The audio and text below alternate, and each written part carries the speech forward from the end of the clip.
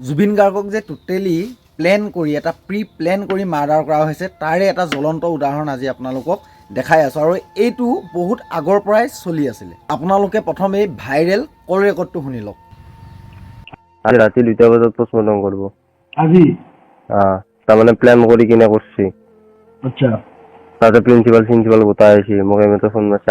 মোৰ ৰুমটো তাতে নাছিল আগতে, এনতে থাকে এনতে গেছি। তাৰমানে প্লেন কৰি আছে মোটামুটি 2টামান বজাত পোষ্টমৰ্টম কৰিব, ৰিপৰ্টটো কিবা কৰিব, কৰি কিনে সেনেকে উলাই দিব। এতিয়া মোৰ লগৰ কনফাৰ্ম, একদম কনফাৰ্ম মোক ফোন কৰিছে। আচ্ছা প্ৰিন্সিপাল গোটাই আহিছে, বিদ্যাপতি প্ৰিন্সিপাল জিএমচিৰ যিমান আছে A to Z। আচ্ছা এতিয়া মই কি বুলি কয় প্ৰাগ নিউজৰ এটা ফোন মাৰিছিলো, ফোনটো তোলা নাই। এতিয়া এই মই সেইকাৰণে আছো, কোনোবা যদি চিনাকি আছে কওঁ যাবা দি কবা তাক, কোনোবা চেনেলটো।